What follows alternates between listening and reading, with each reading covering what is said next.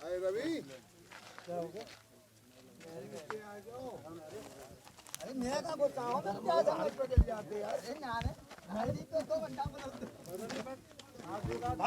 जनता party जिंदाबाद, Bharatiya Janata party जिंदाबाद, Bharatiya Janata party जिंदाबाद।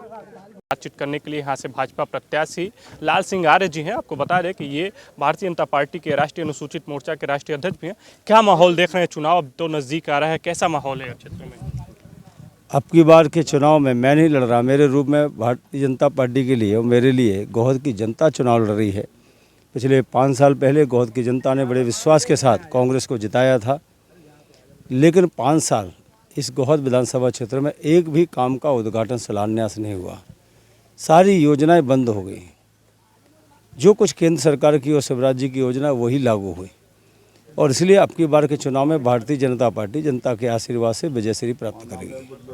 अभी हम यहाँ के स्थानीय लोगों से बातचीत कर रहे थे। उन्होंने कहा कि डबल इंजन की सरकार है, केंद्र में आपकी सरकार है, प्रदेश में आपकी सरकार है, लेकिन मोदी जी कहते हैं कि हम घर घर शौचालय दे रहे हैं, प्रधानमंत्री आवास दे रहे हैं। बहुत सारे जगहों पे हमने देखा कि आज भी लोगों में ये दरकार है। तो क्या इस वजह रहे कि आज भी शौचालय की कमी है गाँव में भी? हम इस गाँव की अगर हम बात करें, आवास की है, तो कैसे देखते हैं इसको आप? मुझे लगता है देश में अगर 13 करोड़ शौचालय बने हैं तो मोदी जी की प्रेरणा से ही बने हैं, उनकी योजना से बने हैं। अब किसी गांव में अगर 2-4 घर रह गए हैं तो मुझे लग रहा है ये मोदी जी की गलती नहीं है, वो स्थानीय कोई हो सकता है इसकी गलती हो, लेकिन ऐसे भी अगर कोई रह गए हैं तो उनका काम भी आने वाले समय में होगा। इस बार का चुनाव जो है, क्योंकि पिछले 5 साल के पहले, उसके बाद 2 साल में जो गतिविधियां बदली, उसके बाद फिर 3 चुनाव है, और ये सेमीफाइनल माना जा रहा है, क्योंकि इसका कहा जा रहा है कि फैक्ट जो है आने वाले लोकसभा चुनाव पे पड़ेगा। तो कैसे देखते हैं, क्या माहौल है? लोगों के बीच आप जा रहे हैं तो लोगों में मुद्दे क्या दिखाई दे रहे हैं? क्या कमियाँ हैं जो अभी और बदलने की आवश्यकता है? मुझे लगता है मोदी जी के प्रति जनता का बहुत विश्वास श्रद्धा है। मैं आज वार्ड नंबर 7, 8 और 9 में जनसंपर्क कर रहा था।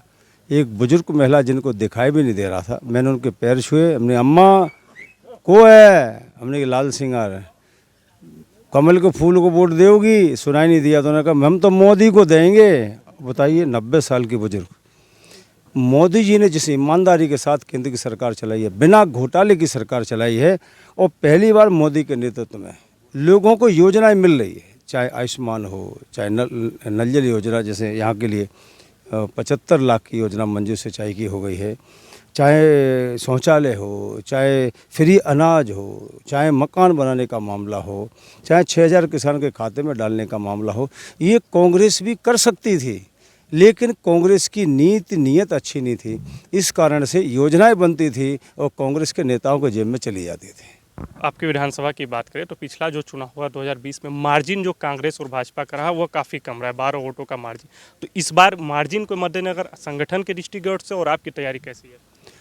मैंने कहा ना कि पिछले 5 सालों में गोहद की जनता जो अपने आप को ठगा महसूस कर रही है, कांग्रेस ने जो कहा था कि हम कर्जा माफ़ करेंगे 2 लाख कर, नहीं किया, ये वादा खिलाफी की।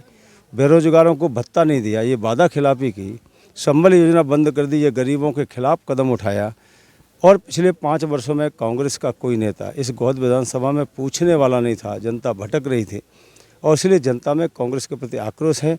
उस आक्रोश को दबाने के लिए कांग्रेस ने एक षड्यंत्र किया है, एक प्रत्याशी को बदलकर दूसरा प्रत्याशी दे दिया है। चप्पा तो वही है। एक आखिरी सवाल करना चाहेंगे, क्योंकि जब भी चुनाव आता है तो जातिगत जो वोट बैंक है वो भी काफ़ी मायने रखते हैं।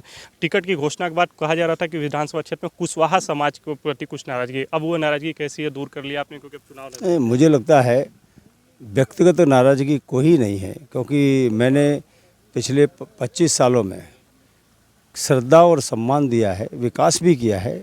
कुछ जगह थोड़ा चीज़ रह गई होंगी, वो भी आने वाले समय में करेंगे, क्योंकि मेरे आने से पहले गोहद विधानसभा क्षेत्र में रोडें थी ही नहीं, 2-4 रोडें थी। आज रोडों का जाल बिछ गया है, और इसलिए विकास ही केवल मुद्दा है। और मुझे विश्वास है कि जनता का आशीर्वाद और स्नेह जो मिल रहा है गाँव, वो हमारी जीत का आधार बनेगा। तो ये थे हमारे साथ लाल सिंह आर्य जी, जिनका साफ तौर पे कहना है कि विकास ही मुद्दा है, और अब देखना होगा कि जब 3 दिसंबर को मतपेटियां खुलेंगी तब जनता किस पर भरोसा जताती है। देखते रहिए आप सक्षम न्यूज़ इंडिया।